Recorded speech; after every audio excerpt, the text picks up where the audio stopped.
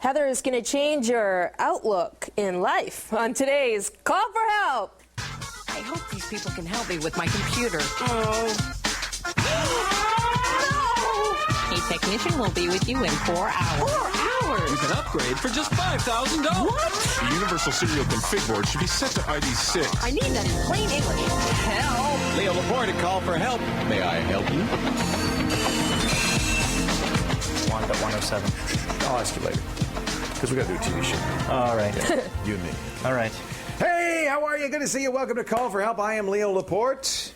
You know what we say in the Far East? Namaste. Namaste. You know what namaste means? No. The geek in me recognizes the geek in you. I can't take credit for that. My old co-host, Kate Patello, going way back to the screensavers, used to do that. Namaste. The geek in me. So it's so good to have you. You don't have to be a geek to watch this show. We are geeky enough for both of us. How about that? This is the show for people who want to get the most out of technology, personal technology, whether it's a computer, a PDA, an MP3 player, a digital camera, a cell phone, home theater even. We cover it all. If it's got a chip in it, if it's digital, we will do it on this show. We love to have your calls, too, by the way. Go to callforhelptv.com. That's our brand new, spanking new website. Ooh, and it's just a raring to go, waiting for you to call it. And if you click the ask a question, you fill out a form, and we'll get you on the air, perhaps, especially if you have a neck cam. What are you laughing at? You're the one with the I Love Hockey Player T-shirts. What you love hockey players? I do. Why is it you one love in particular. hockey? Oh, it's a particular hockey player you love.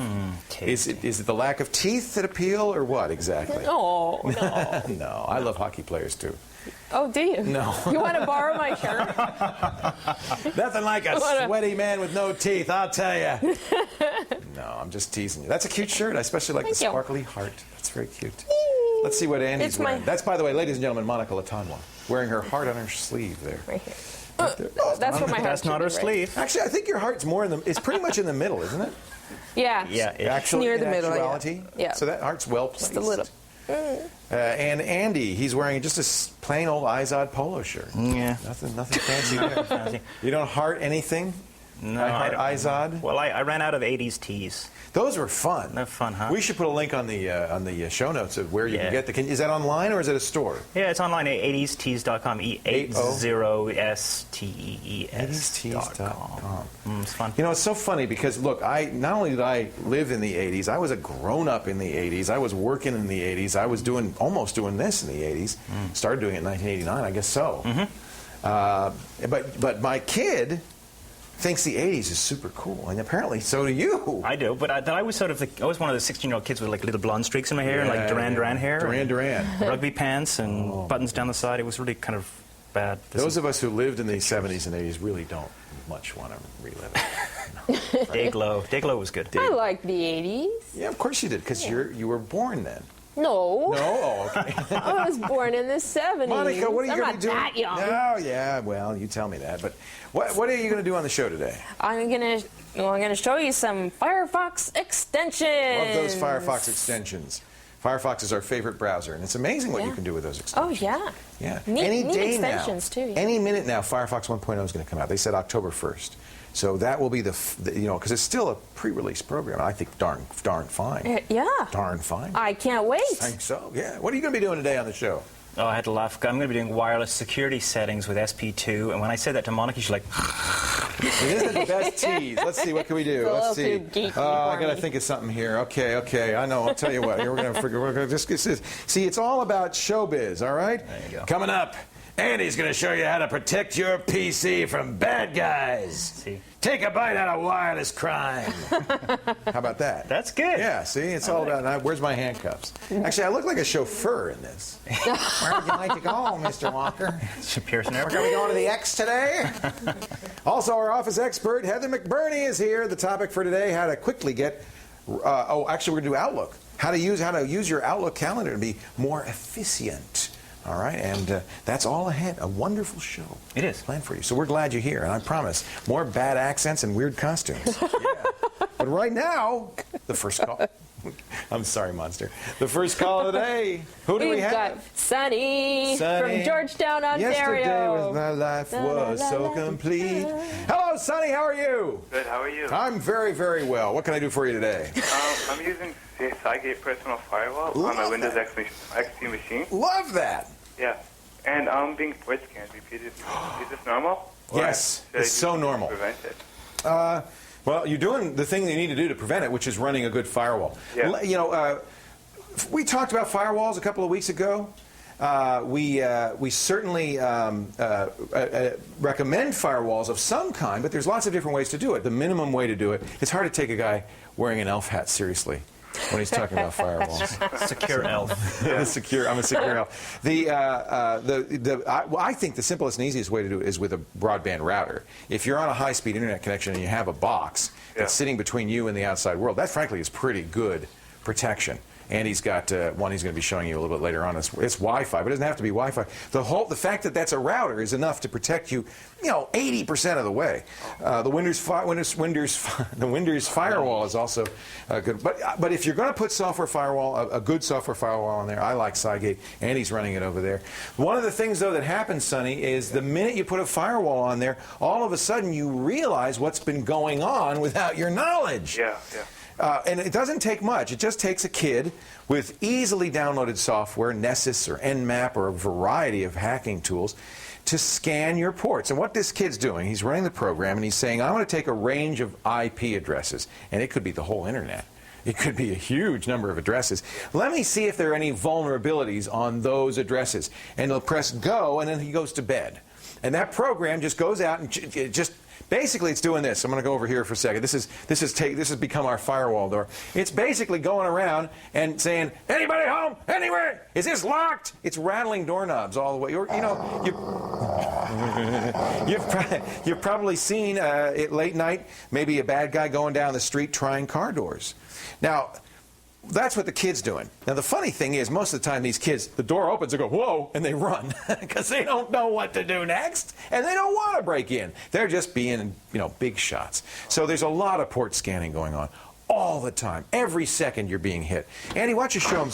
Now, we're behind a firewall here in addition to Cygate, so you're probably not going to see any port scanning. Can I ping you? Would that do it? You could try. Yeah, you could try. All right, let me try. I'm going to.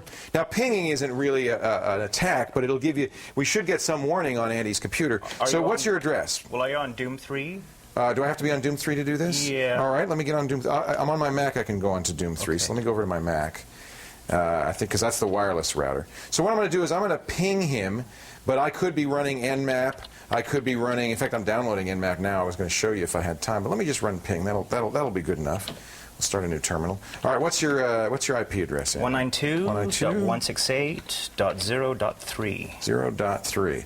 That's an internal address. So I'm going to ping him. Yeah. And no, I can't even see you. Can't see me. There's nobody there. It may be. You know why? He's got a firewall. Now, that's exactly the behavior you want. You don't want any response. That's called stealth mode, where it says, there's no computer at that address.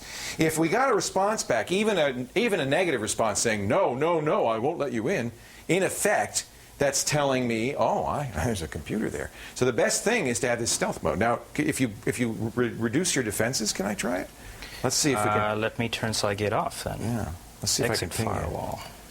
Okay, I'm off. Now, remember, we're on a pretty protected corporate network. We may not be able to, I'm not going to be able to ping you at all.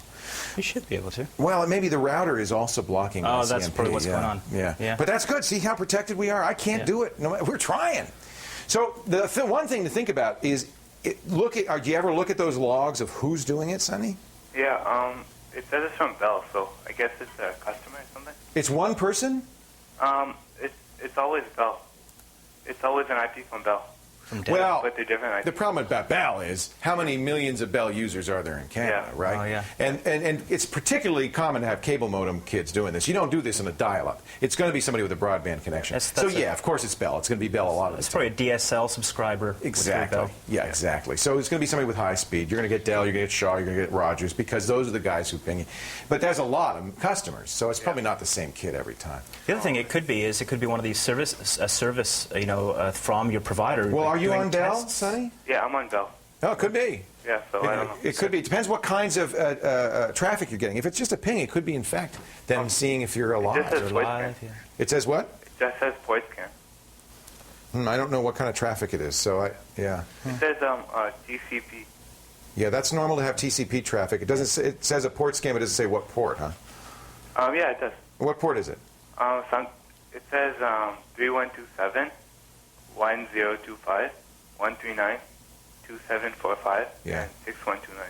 I don't recognize all those ports. I can tell you 139 is NetBIOS, and that is somebody trying to get into your system. That's somebody seeing if you have open file shares. I don't know what the other ones are. It sounds like the other ones might be, in fact, Bell private ports. Okay. If It's you, always changing. yeah, always- yeah. Some of those. That's what you do. You look at the ports. I wouldn't worry about it. Yeah. It's normal. In fact, it's the first thing that happens when somebody gets a firewall. They go because they realize this is going on all the time. But it's almost always harmless. Yeah. Okay. Hey, thank you, Sonny. Glad you called. Yeah. Appreciate it. Yeah, you too. Bye. All right. I'm the hip elf. Yeah. Santa's, I'm Santa's best elf. Yeah. Coming up, making your Wi-Fi more secure with Windows XP SP2, baby. You stay right here.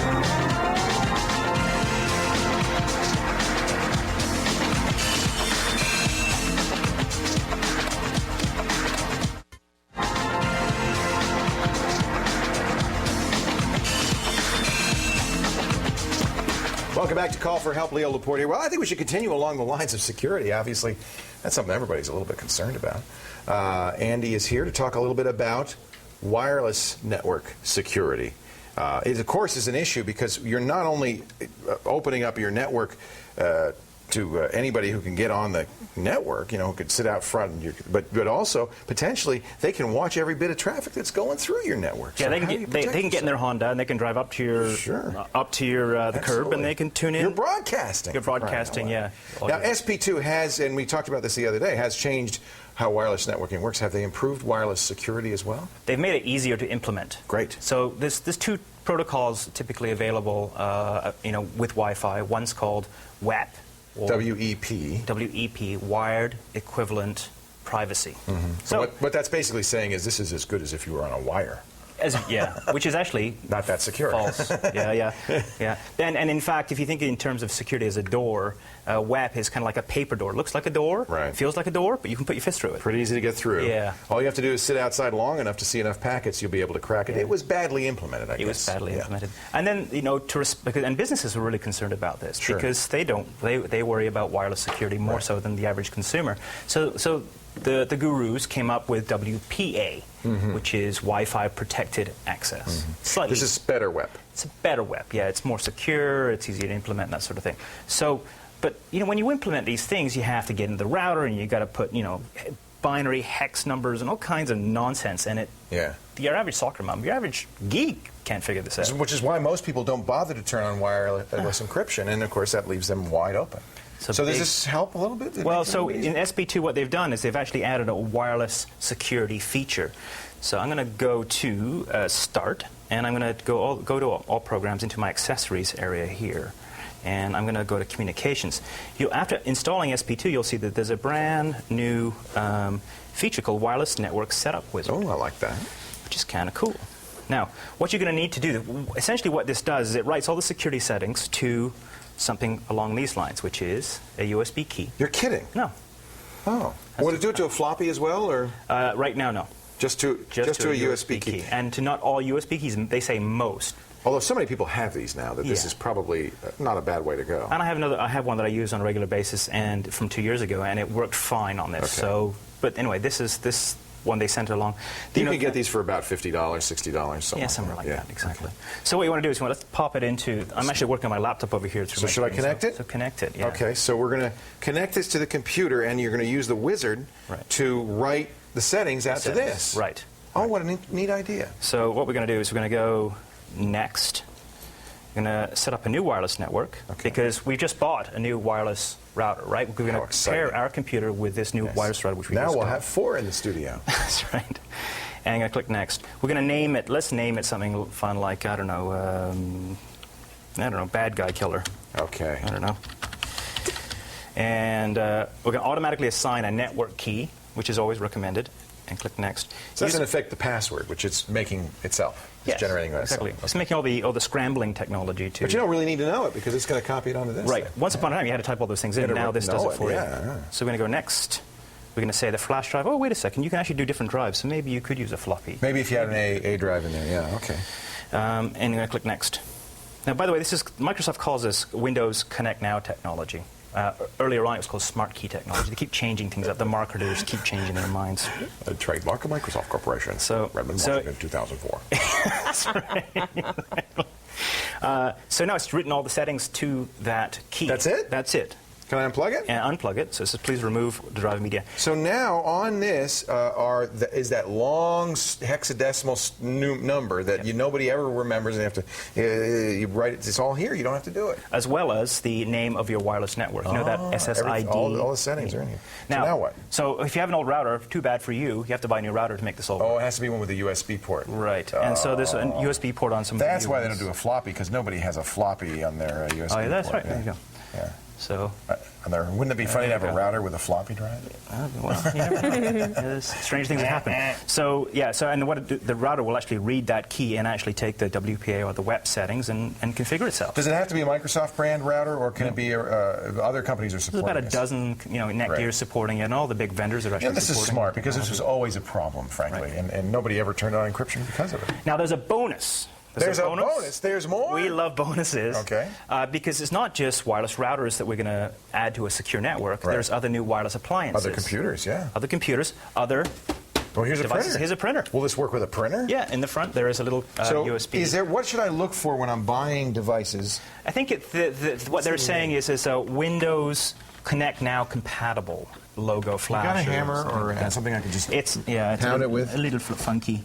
It's this Microsoft key. There we go. That's just, So, and then the printer will read the settings, and apparently there's a whole bunch of different wireless devices coming out on the market that you can use this technology with if it has a USB. Well, the nice thing about Microsoft is they have the power to kind of drive the marketplace. So if Microsoft says, look, we're going to build this into Windows, put a USB port on your darn device, and it'll work with it, companies are going to respond. They are. Yeah. And so, to me, I think it's one of the better technologies in SP2. Great idea. Great idea. Say again what we should be looking for. Wireless? It's called Windows Connect Now. Windows Connect Now technology. Yeah. Okay. Yeah. Very memorable. Very memorable. Yeah. If you want to know more about this, or maybe you can't remember that name and you want to find it, it's all on the website in the show notes. callforhelptv.com. Thank you, Andy. That's kind of neat. Fun, huh? That's really cool. Right. Now, it's time for a call for help quiz. I have gone over this quiz with Mikey. We've checked it, we've double-checked it, we've verified it, and we are sure that this is the correct answer on this quiz. The question of the day: what was the clock speed? See if you know this, Andy. Don't say it out loud. Okay. Of the very first IBM PC, came out in 1981. Was it under 5 megahertz, 10 megahertz? Was it 8 megahertz? Just over 1 million megahertz. Get to the website, give us the answer. I'm going to talk about it a little later on when Call for Help continues. You get bonus points if you can say the exact number of megahertz. Can I use Google? Yeah, no.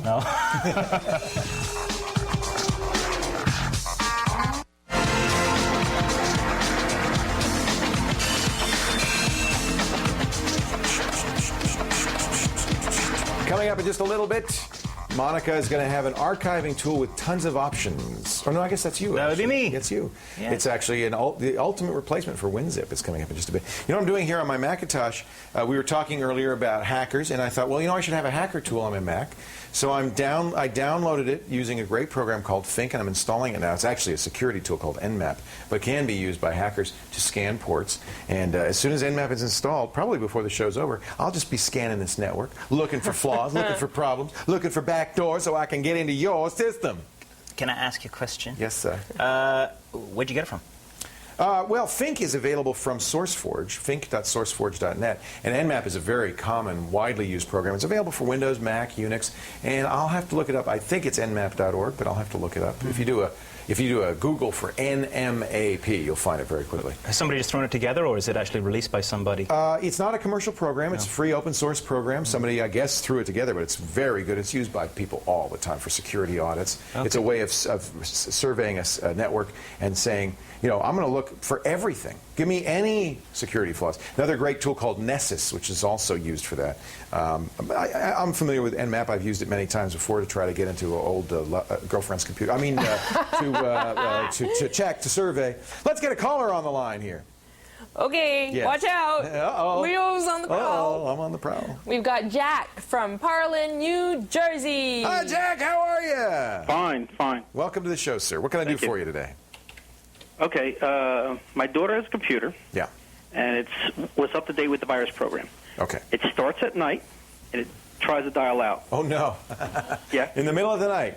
Yeah. Okay. So what I did is I got a spyware program. Good. And what I did is I put it on my computer, and, I went through it, didn't find nothing. As soon as I put it on her computer, I get the screen of death. Oh, it And crashes. it says reboot. Which spyware program did you use? I think it might have been Edward. Adaware. Yeah, Adaware is one of the best. It's from lavasoft.de. Right. Sounds like there's a problem maybe in the installation or something, but I'll give you another one that you could try that also is a very good spyware checker, and it's called Spybot Search and Destroy, and that's from safer-networking.org, a very good program. Either one, actually I recommend people have both. Why don't you see if this works? It could be spyware, Jack, but there's other things it could be as well. In fact, the first thing I'd check is legitimate reasons why it might be dialing out. For instance, if her email program is always running in the background and perhaps checking every 10 minutes. If she runs, how old is your daughter? She's 11. Yeah, so I bet you Instant Messenger has entered your life. Okay. Has it? I can't tell you. It will she's soon. using. That's her computer. It will soon, if it hasn't already. It's how the kids talk today. I have a 12-year-old. I know she uses like AOL Instant Message all the time. Yeah, she's on it all the time. She might be leaving it running, in which case, if the internet connection goes down, maybe it'll dial out again. I mean, there are programs that could dial out again. One thing you might want to do is look in the control panel. What version of Windows is she running? XP. XP. You might look in the control panel and make sure under Internet Options, make sure that it's not dialing out. Now, I don't have a dial out on this one, so these are grayed out. But you might want to check this under Internet Properties Connections. Never dial a connection. Because if it's checked dial whenever a network connection is not present, then any program that asks for a network connection, legitimate or illegitimate, will try to dial out. And that may well be what's happening. Well, what happened was I called AOL and I called, AOL, then Microsoft. Yeah. And they went through, I got the revolving door. No, it's him. And yeah, that's classic, isn't it? Nobody. Yeah, exactly. And nowadays, nobody has to take responsibility because you have so many things running on your computer. They can always say it's the other guy. Yeah, easy. It was right? frustrating. Well, I'm glad you called me because I'm not going to tell you it's the other guy. I'm going to tell you, what you should look at. So I would look in this Internet Properties. I would look at the connection tab. Make sure never dial a connection is checked. That at least will keep it from dialing out in the middle of the night. Okay. Now, of course. Obviously, it's going to make it a little harder for her to get online. Instead of, which the way it's normally set up is you run your browser, you run AIM, or anything that needs network access, the dialer pops up and you press the connect button. And when this is checked, she's going to have to manually connect, open the dialer, press the connect button manually, and then go online. But that will stop the dialing out. If it's spyware, it'll keep it from calling home. But it could be so many programs, not necessarily spyware. So I would suggest doing this first. That at least won't wake her up in the middle of the night with... Yeah, that's the noise. And it will keep any spyware from calling home. And then I would also suggest getting Spybot Search and Destroy and see if that can run without crashing on you, okay? Okay. All right. Thank you for the call, Jack. Okay, thank you, Leo. I appreciate it. Great job. Oh, thank you. Glad you watched. I'm going to take a stroll on over to say hello once again to my good buddy, Andy Walker, the Cyber Walker. Come on down. Come on down. He's got our free file of the day today. This is one I love, and I highly recommend. I use it myself. I have to speak two languages, though, when I talk about this free file. Why is that? Well, because in Canada we say Z, and in the States you say Z. Ah. So it's IZArc or IZArc. I call it IZArc, and that gets around the whole problem, right? Very good. Yeah, That's good. yeah. That's good. This is a great little WinZip replacement. So WinZip replacement, right. So zip is a way to take a bunch of files and compress them all down into one big file. So it's good for transferring files from one place to another. Absolutely. When you download a file, you almost always get a zip file. Yeah, you do. So, and zipping now is built into Windows XP. Right. So you can unzip the zip files that you receive. Can you create zip files in XP now, too? I don't know. I can't remember. I can't remember. I'll tell you, the reason I don't worry about it is I've got IZArc, because not only does IZArc do zips, it does every possible form of compression. Yeah, this is a really good list. If you click on, if you download this thing and install it, Yeah. here it is here. Are we showing it? And click on Help and say About IZArc. It actually has a handy little list of all of the Cab, extensions. Zip, Arc. The Arc is the old one. Arc's I wrote an Arc program when I was a young man. Tar, all of these. Tar, that's the Unix one, Tar correct? and RAR, yep. Yeah, RAR, WinRAR. These are all very, very common in various forms, and it's really nice to have one program that'll do it all. Do it. Yeah. So you could, of course, open the program, or you can actually... This is the best part. This is the best part Yeah. here. If we go into a bunch of files that we want to zip together, you can actually select them all. And you right-click, and you can say, there's an IZArc option in It there. adds this to the menu. And you're right. And you can say either add to archive file or add to a zip program that will actually auto-unzip. So let's say you're sending it to somebody that doesn't have an unzipper on their machine. Cool.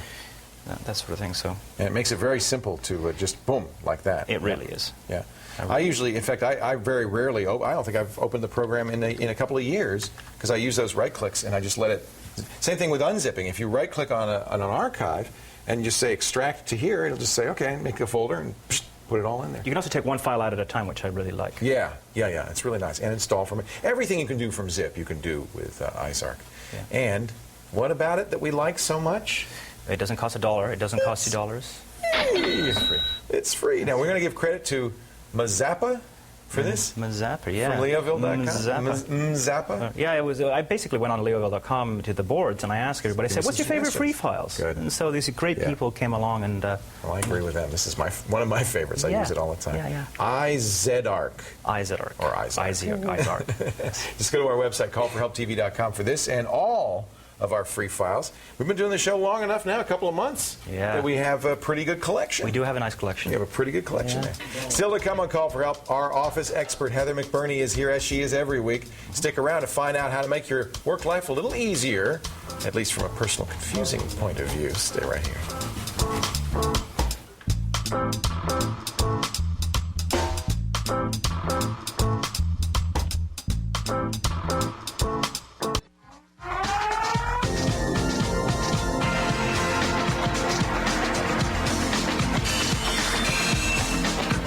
Welcome back to Call for Help. Leo Laporte here, and our office expert, Heather McBurney, is back.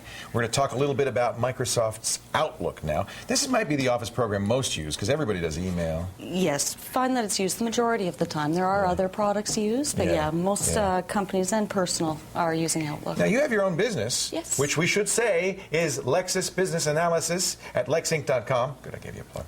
And you probably use Outlook for business. To keep track of your appointments, things like everything. that? Yeah. Everything. And multiple calendars between instructors, courses running, and Wow, personal so calendar. you use it for organizing your courses and your Everything. instructors' work? Everything. Wow, that's Yep. great. Good. Yes. Well, that must make you an Outlook Pro. Oh, I hope so. I Show hope us so. show us some tricks. One thing that I found that's made my life a little bit easier is being able to use labels. Yeah. And labels are basically in Outlook a color coding of any appointments that you have. So we're in the calendar right now. We're in the calendar right now, calendar view, and you can see here that I've applied a label to this event, just being a lunch with Jack and Jill Hill. And that makes it green. Yes, it does. And the label that I've used here is just a simple personal. Great. And I can apply that to any given appointment or all-day event. So in this case, I'm going to say my stakeholder meeting is an important must-attend You bet. meeting. So Can't I'm going to miss say that. must-attend. Okay. Well, that's fine, but what I want to have happen is every time I add an appointment, such as a stakeholder meeting, I want Outlook to recognize it and automatically color it for me. Well, that would be a better way to go. So yeah. to demonstrate that, I'm going to, on the following next couple days, just create another appointment. Okay. Prior to that, I'm going to set up some automatic formatting. Oh, great. Okay. So I'm going to right-click on any given appointment, choose automatic formatting, and I'm going to add a rule for this view. The name I'm going to give this is stakeholder.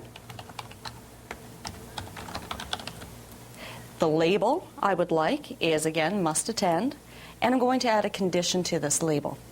The condition for this, and you have many choices, I want to search for any time I enter the word stakeholder in the subject field, I want it to color it. That's great. Now, of course, I can add to that, such as if it's in a personal category or any more advanced, such as if it's only 50% complete, a given task, I want you to change the color. How useful. Very useful. So if I enter an airline name, it will always know, oh, that's travel. We'll make that travel Exactly. color. Oh, what a great. Exactly. I'm doing this all by hand. Yeah, and so have many people for many years. So again, I'm just going to add the word stakeholder. Now, I can have additional text to that when I actually book the appointment, but this is the keyword I wanted to Right. find. So, OK, and then OK again. Okay. So now let's try So it. now when I create another appointment and press Enter, It knows. Outlook recognizes it and colors it. So it's almost like email filtering, except that in this case, it's kind of applying formatting to Yes. it based on the filter condition. Exactly. So just to illustrate that you can't add additional text, it just recognizes the one word. Now, you said it's for this view, so it will only apply to the view you're using right now, or can we make it apply across all views? It applies to all views. All it's views. the calendar view. Oh, yeah. so it's in So it applies calendar. to all views. Wow, that's really in great. calendar. Now, if I use colors, can I then search by color? Not particularly. yet? No, You can't search by can labels search and by things? labels, Okay. but it's more that It's more for a searching visual. for categories. You Yeah, can search for okay. categories and so on. Okay, great. Really cool. Yeah. The automatic labeling of your office appointments, your Outlook appointments. Heather McBurney is available online at lexinc.com, Lexis Business Analysis, and she'll be back, I'm sure. I hope. I can count on you to come back every week helping us with office tips. And if you want to see all of her tips so far, go to callforhelptv.com, and there's Heather's site, lexinc.com. More phone calls to come. Stick around. Call for Help continues right after this.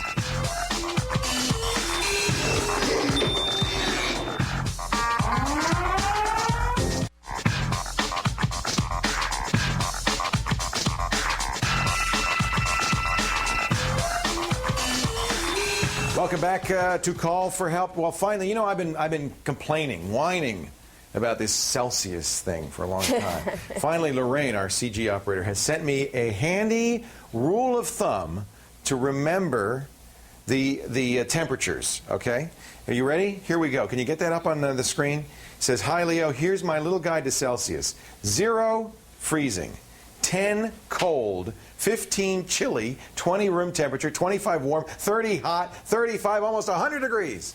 That's all I have to remember. She says she learned it in first grade. We should translate that into beer. Oh yeah, beer, undrinkable. Right. You know, too hard to drink, too cold to drink, just right. Leo, Yes, Pat. here's another tip. Yes. Kilometers, Yeah. you take your miles, times 6, drop the last digit. There's your conversion to kilometers. So if I'm going 100 miles an hour, Right. 100 kilometers an hour, Right. I multiply by 6, that's 600, drop to 0, that's 60 miles an hour. 100 Correct. kilometers, 60 miles. Hey, that's good. It's a good one. That's good. 1.6 You Canadians have really had to figure out some stuff so you could live in the real world. So we could understand you Americans. So we could understand you You know, Americans. it's typical. That's typical arrogance of an American, because everywhere in the world is metric, except Britain and America, right? And even the scientists are Even the scientists are metric, you know, and we were supposed to go metric. Blame Canada. That's what I say. And now, ladies and gentlemen, the woman who loves hockey players. Hi, Mom. You know I'm teasing. I have become a Canada-phile. Yes. They won't even let me Canada. back into the U.S. anymore. They say, go back where you came from. I like it here. And we've got a Canadian. We do? No. Let's get our next Maybe caller. she might want to be. Let's get our next caller. We've got Cindy from Kershaw, South Carolina. Hello, Cindy from Kershaw, South Carolina. Call are me you? Leo Laporte of the Royal Canadian Mounted Geeks. What can I do for you, Cindy?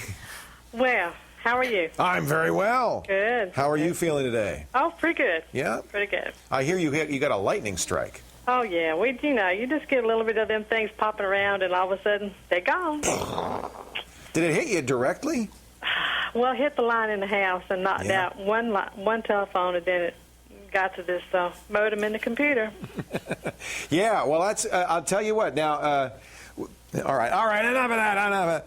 You can't see what's going on, Cindy. Trust me, you don't want to.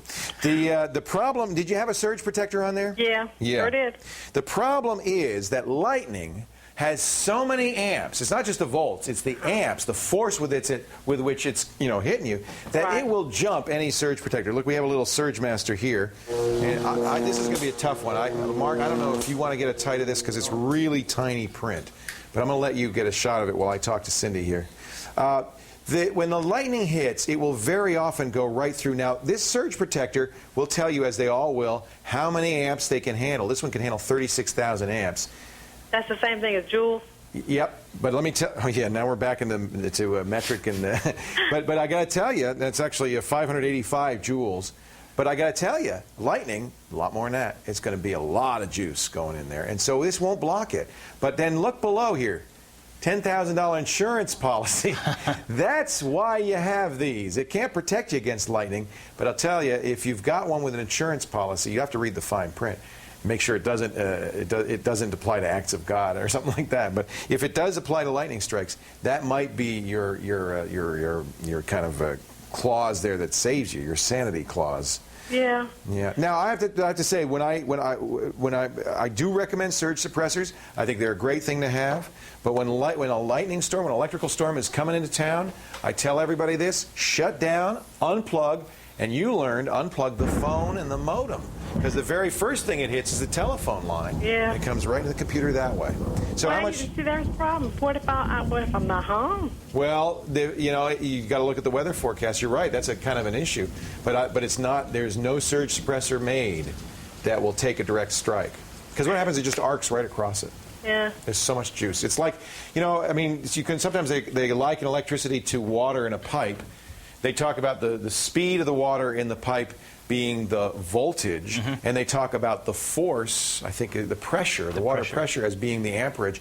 You've got not only a lot of voltage, but a lot of pressure, a lot of amperage coming down there from a lightning strike, and it's just going to blow out anything. I'm sorry. But this last one, it said that we sent it back to the manufacturer, and they said it jumped their surge. That's exactly what happens. It arcs right across.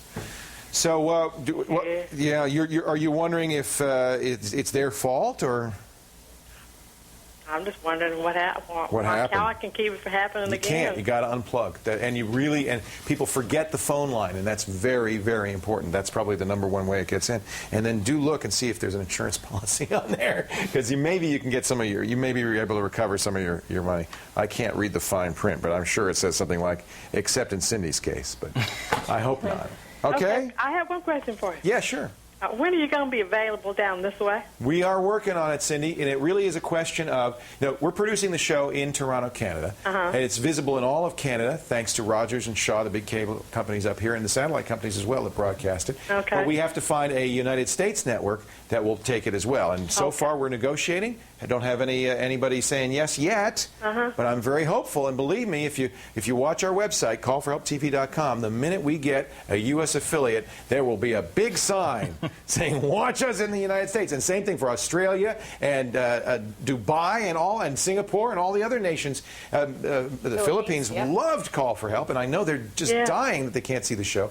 Yeah. We are working on it. We've got people out there banging on doors. And well, we really like it. Thank you, Cindy. And we really miss it. Oh, you sweetheart. Well, I really appreciate it. I'm sorry that we're not in the States. I appreciate you taking my call. Anytime. Take care.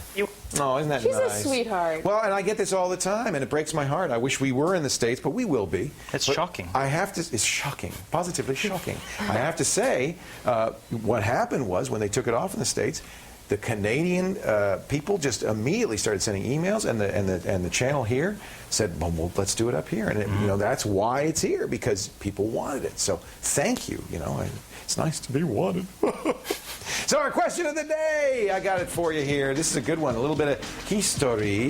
What was the clock speed of the first IBM PC? Was it less than 5 megahertz, 10 megahertz, 8 megahertz, 1 million megahertz? Get to the website, give us the answer. We'll talk about it when Call for Help continues.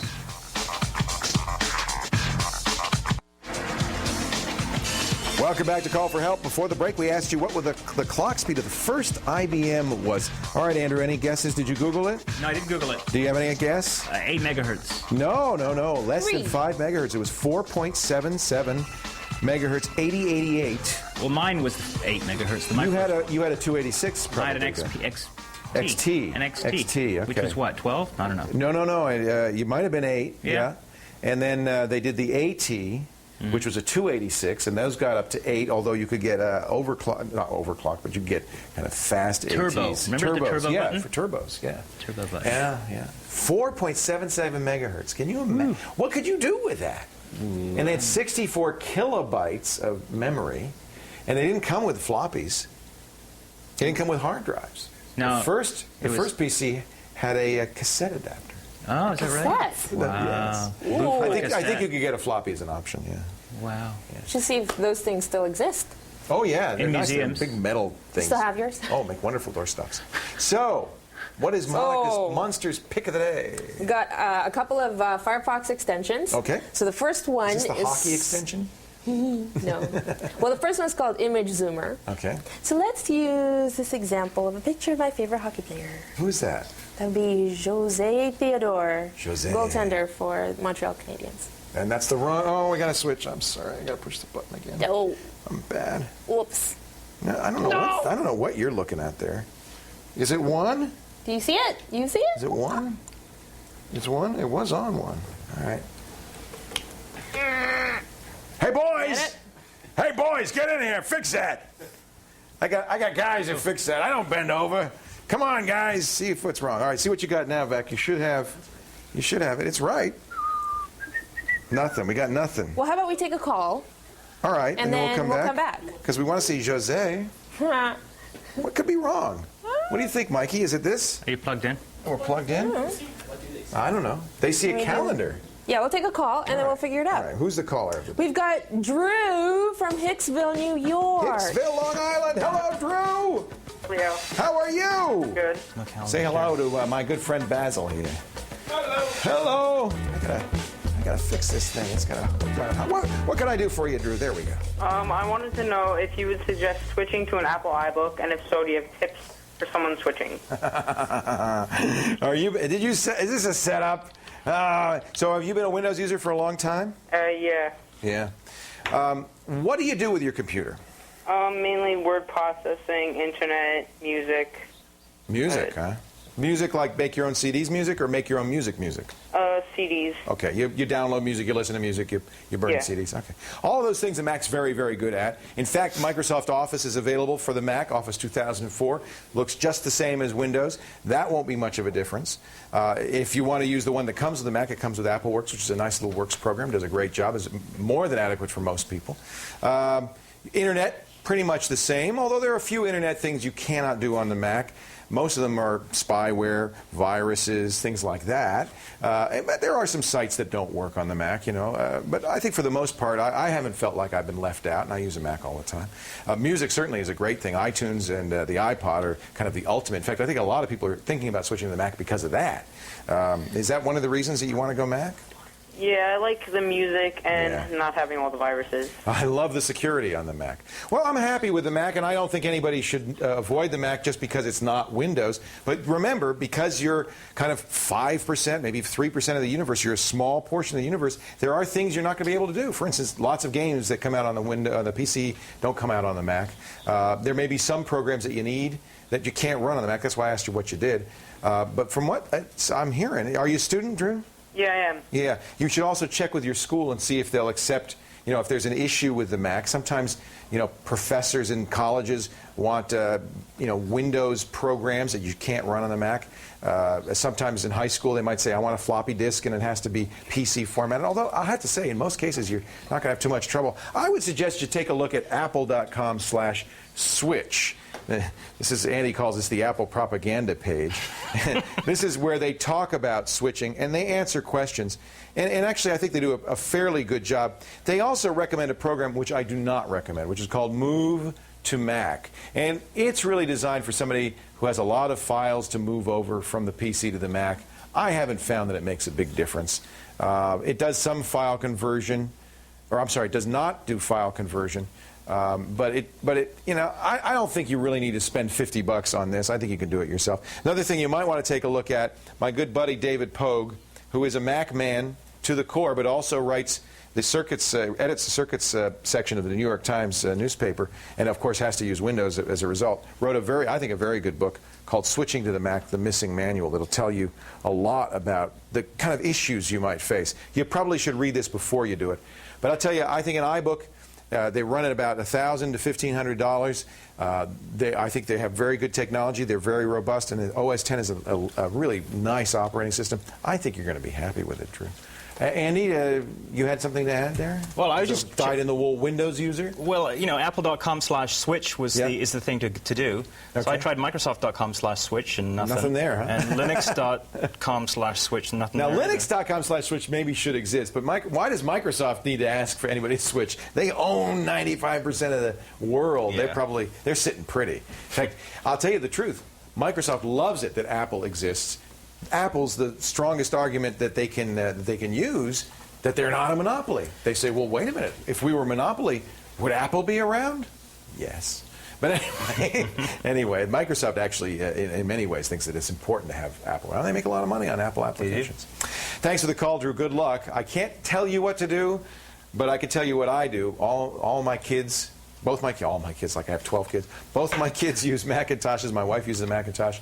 I use a Macintosh most of the time, although, of course, I have to use PCs, and I do use PCs, and I love PCs. To me, a computer is a computer. I won't get in a religious war over it.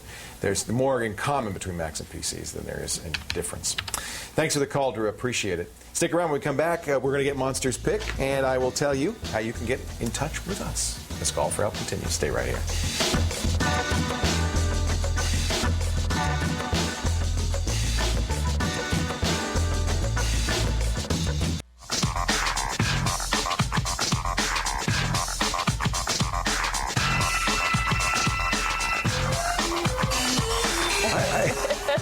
Sorry, I don't know. Welcome back to Call for Help. Leo Laporte here. It's that music. It always makes me feel like, I don't know, there's something going on.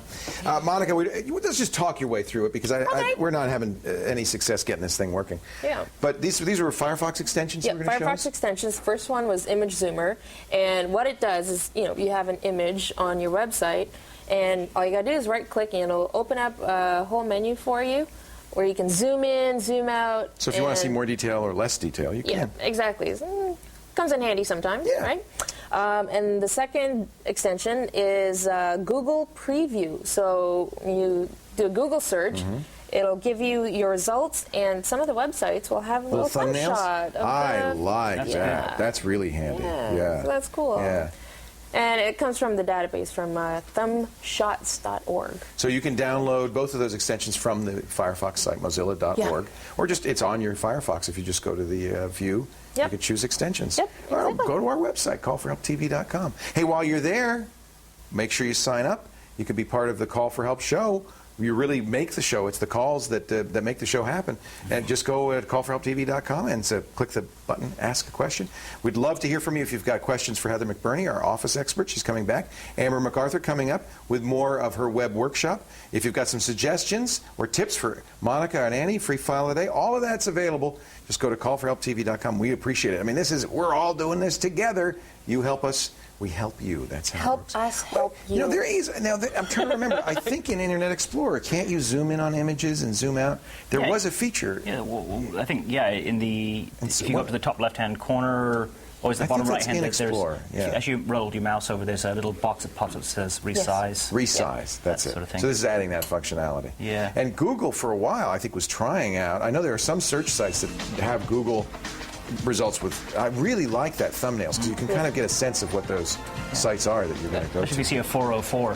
Yeah, don't bother. Don't bother. Hey, we're almost out of time. I do thank you so much for joining us. Remember, if you've got a problem with your personal confuser, don't whine, don't moan, don't yell. Just call Monica because she's really good at these kinds of things. We'll see you later. Have a great day. Come back soon, all right?